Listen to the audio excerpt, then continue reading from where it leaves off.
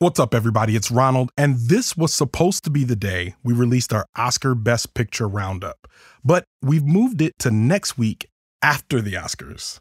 Now, I know that puts us a little bit behind other film review podcasts that will do their content leading up to the big night, but I realized that for me, it was more important to talk about this week's movie while it's still fresh in people's minds than it was to talk about Oscar movies, some of which have been out of the theater for months. They'll still be relevant to talk about next week after all the awards have been given out, so we'll officially release that episode in the main feed next week. Now, unofficially, that episode is available on Patreon, along with the full review of Women Talking, which will live there as a Patreon exclusive. So for Patreon subscribers, you can go listen to both of those episodes right now. For everyone else, that episode drops in the main feed next week. But for now, enjoy this review of Creed 3. I'm Ronald Young Jr., and I'm leaving the theater.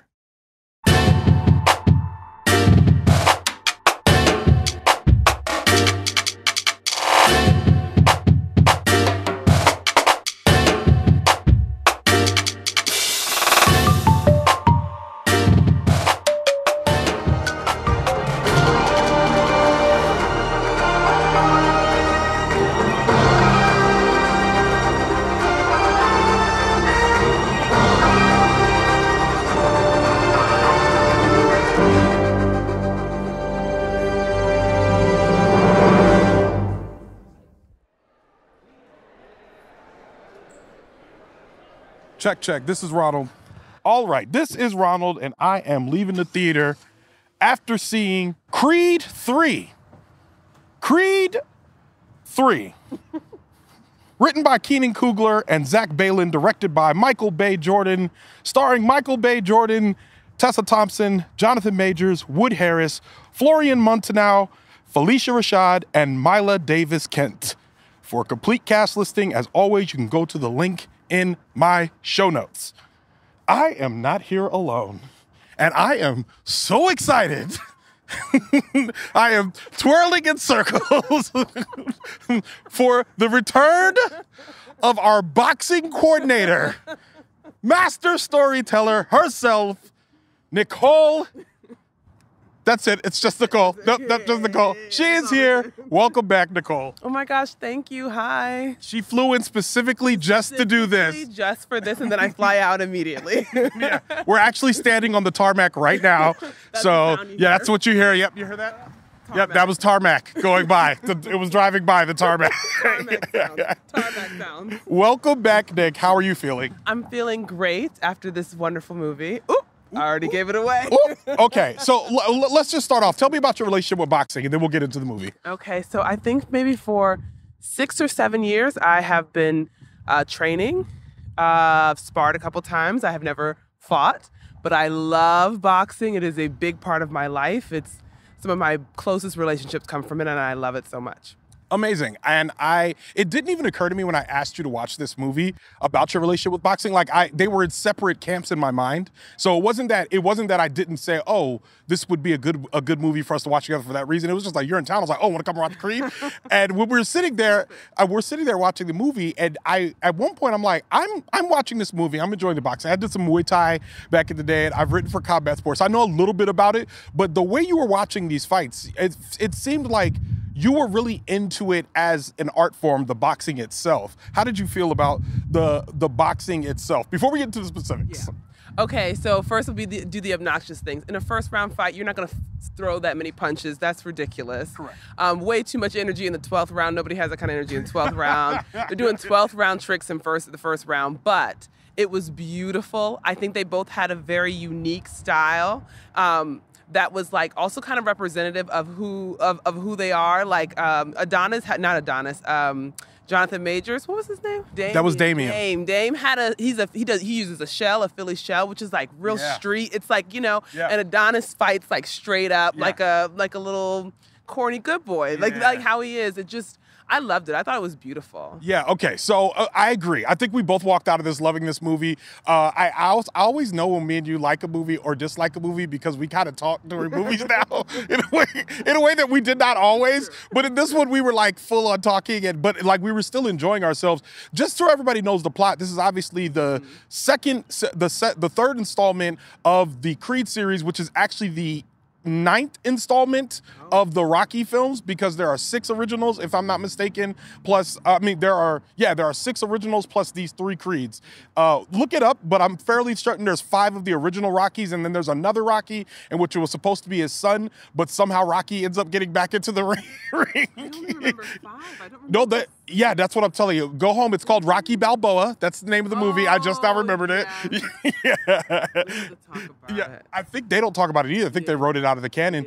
So this is a spin-off series, and obviously Creed is now our champion. For those that haven't watched 1 and 2, Creed is now our champion. He starts the movie by retiring, and he comes to terms, and if you watch the preview, you know all this, he comes to terms with his past, and this guy, Damian Anderson, who comes to fight him, played by the greatest actor of our generation, honestly, Jonathan Majors. It's like he's really making a case for it. What did you think of the movie? I thought the movie was really beautiful. In the first half, when Michael B. Jordan is meant to be in charge, he does not thrive in that. I heard somebody say once, you don't act that far away from your personality. He is best when he is being a spoiled, kind of like, why won't you guys believe in me, chip on your shoulder? That is when he thrives. So when he gets to be that, the movie really comes alive. But I think the script is a bit clunky. Tessa's character is poorly written. Yeah. But I think the relationship between the two men is so interesting. The way that they communicate. Jonathan Majors is obviously an extraordinary actor. Yes. And so the things that when he's hungry, like you see it in his eyes, just in his weird movements, how bad he's just this so weird. Angry. He's so weird and angry. But it's beautiful. I think it's a really beautiful portrayal of a male relationship. I think that the things that they get right about boxing, I think really subtle, is boxing is very much a communal sport. You can't really be the best by yourself. And the way that Jonathan Majors' character is treating his sparring partners and his coaches is very kind of emblematic of a person who's not going to be successful. And you look at the way that Michael B. Jordan treats his sparring partners and his coaches, this is your community, you love them, you take care of them. And I think the way that he's able to treat them is a little bit emblematic of what he wasn't able to do in the past. I think there were just layers to things that I thought were very, the parts in their relationship, I think they layered it in a really beautiful way. I agree with you. And I also want to say that I did not have high hopes for this movie because I thought the trailer was very bad. I thought the trailer was too straightforward and it gave everything away. And I watched this, and I will be honest with you, I'll make a concession. I will say one thing and then I'll make a concession. It is the movie. The trailer is a lot of the movie. That being said, it's a very good movie. Mm-hmm. The trailer is a lot of the action of the movie, but the trailer is not the emotion of it. It's what you think the emotion would be, but I think they kept revealing things that was important about all the main scenes you've seen, but then they dig a little deeper in the main scene and then a little deeper, and that's what made it good, but better than just that. And I agree. I think the sequencing is where they got me because just little things where they're holding back just enough that I was leaning forward in my chair. They made it, and I feel like this is a movie that producer Jessica Reedy points out that there's a movie, Top Gun Maverick, which just understood the assignment, and this is another movie that really just understood the assignment. It knew what it was doing. It knew what I wanted. We all want a Creed to win by the end, and it's doing that beat by beat. Now, the thing that I do want to talk about is the acting in this movie.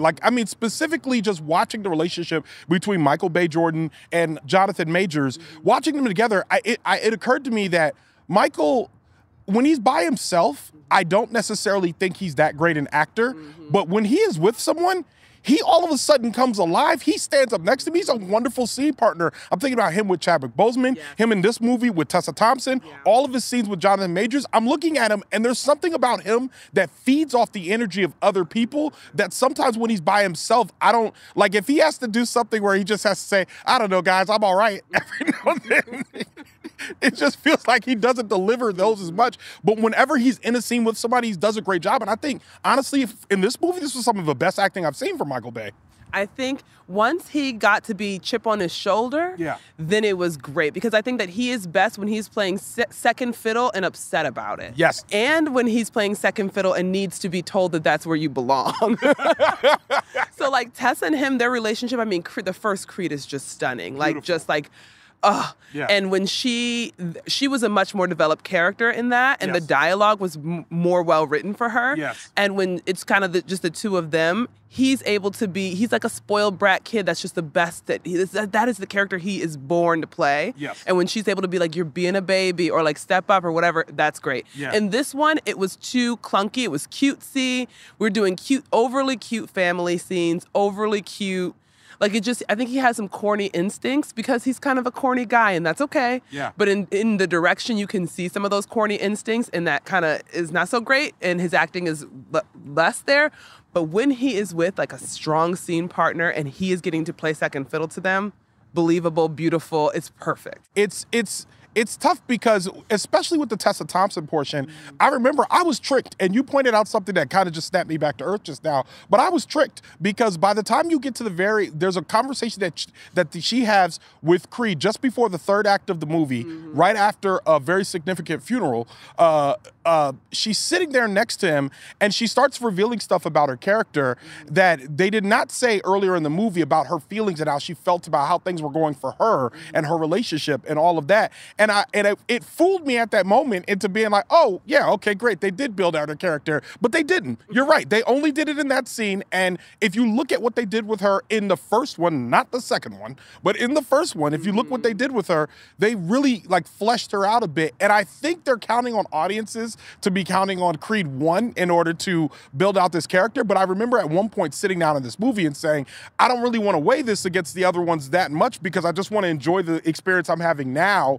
And it did a good job of that. But as for her characterization, I don't think they did a good job at all. Yeah, they plant the seeds. Well, what they do that I think was really well done is that Jonathan Majors is able to see that Tessa Thompson is probably hungry because he's hungry. Yeah. And so he's able to kind of like suss that out. The problem I have with that scene before Act 3 is that she then delivers a chunky block of exposition. Yes. That is like, don't deliver blocks of exposition at this moment. Yeah. And then I think that Michael B. Jordan's acting in that scene, though, was extraordinary. Yes. But he had better dialogue. Because Yes. Tessa Thompson is an amazing actress, but she didn't have, but that's such a small thing because primarily they wrote her as his support, as his emotional, and not entirely, that's not all. She's not his only emotional release, but that is her primary role. Yes. And so it's always going to be poorly written because a human is more than that.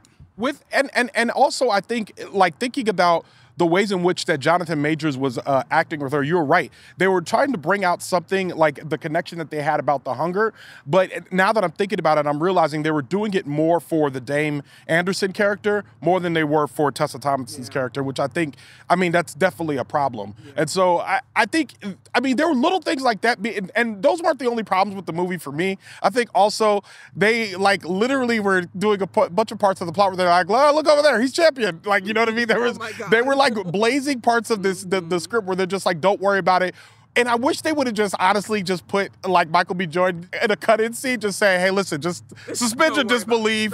Like, it doesn't even matter, does it? Like just, you know what's about to happen. Like, let's just get there. And I feel like I still would have forgiven it. But there was a couple times in there where I was just like, I don't know. Like, for instance, the fact that one of the fighters, like there's a fighter in the movie that is fighting dirty, and it becomes a large plot point of the movie, but it also is largely ignored, even though it's widely paid attention to by everyone except for the people that need to see it. How did you feel about that? It's just like not fun to see. That really made me angry. But that's beautiful. That's like really well done because it was making me furious to watch him fight dirty like that. Yeah. I think though, like there's so much you communicate in boxing and there's so much you communicate in the way you do it and the way you treat the people around you. And so it was frustrating to see that continue to happen and just be like an understood thing. Yeah. I think that, like, here it is. The beats were hit too loud sometimes. He doesn't need to keep doing it for us to understand. Yeah. We don't need, at the end, there is a beautiful sequence that I really do support. Yeah. I thought, because you can really see the punches, you can really see the movement. Those Yeah. men move beautifully. They Yes. looked beautiful, Yes. like amazing. Yeah. Then we hit some beats too loud. Oh my God, yes. So loud. Are you talking about the time when we both basically exclaimed at the same time? Okay, yeah. And I think that's where kind of my Horny instincts, you know what I mean? Yes, yeah. That's where my enthusiasm for the movie like cooled a little bit, but not so much that not so much that it lost a full point. I would say, like I was pretty much like, okay, you're good. Don't do anything else. We'll like do this again. if I see like one more like I don't want to hear like I don't want to hear none of that. It's somebody like swaying and not, like none of that stuff. So okay. So with all of that being said, like we both liked it. What do you give this movie out of 5 stars? You haven't rated a movie in a while. You might be rusty. What? We do 5 stars here. How dare you? And we do half stars and percentage stars. I don't believe in half stars. Okay, well you can do whatever you like here. Thank you. But it has to be out of 5 stars. Okay, I'm gonna give it 4 stars. It was so enjoyable. I think it was a well-told story. I'm giving Michael some extra points because it's his directorial debut. I think that they did a beautiful job with boxing. I love that they had some of the like people from the boxing community in it. I thought it was really pretty. I thought it was a pretty movie. This movie is fantastic. This is a 4-star movie. This is 100% a 4-star movie. Honestly, there was a few times where I was like, it's creeping up. It's creeping up past the point. That's a bit much now because the dialogue. It hit its ceiling. Don't worry. Like it hit its ceiling, obviously. But there was a few times in there where I was like, okay. And yeah, this is obviously a 4-star movie. I would watch more from Michael B. Jordan. I don't know if I want to see him writing. I would watch him direct again. He put us in good hands. And obviously, Ryan Coogler was in his ear. Proximity Media, I think, produced this movie, if I'm not mistaken. So Ryan Coogler was around, and his brother wrote the movie. So Ryan Coogler was somewhere in the building. And this movie was better than the second one, I think. I agree. So, I mean, yeah, I think it was a great job. Is there anything you did not say that you wanted to say? Oh, my gosh. It just is like... It's just so nice. And I just have to like stress, boxing is a very corny and communal sport. Mm-hmm. And so people do stop each other and say corny, hype up words like believe in yourself and shoot for the moon, whatever. Yeah. And I think that they just captured all that well. I think that it is like a really emotional, passionate, loving sport. And I think they captured that beautifully. That's awesome. Nic, do you want to plug anything before I let you go? Okay, yes. Well, I've been working on a show. It's called I Am America with Tracee Ellis Ross. Tracee Ellis Ross. Don't let her glide by that. Tracee Ellis Ross, y'all. I'm a showrunner and producer, and, I talk on it and stuff, and you should listen to it wherever you get podcasts. And Nic, thank you so much for being here again. Oh my gosh, thank you for having me. This is so fun. And with that, Leaving the Theater is a production of Oh It's Big Ron Studios. Thomas Tyra of Bias Studios mixes the show. Thank you, Tom. Show art from Heather Wilder. Theme music by the mysterious Breakmaster Cylinder. For more information about Creed 3 or Nichole Hill, you can check out our show notes. You can follow me on Twitter, Instagram, and TikTok at Oh It's Big Ron. That's at OHITSBIGRON. You can find out more about this show and other Oh It's Big Ron Studios shows by following us on Instagram at Oh It's Big Ron Studios and on Twitter at Oh It's Big Ron Stu. That's STEW. Leaving the Theater will be back soon. Thanks for listening.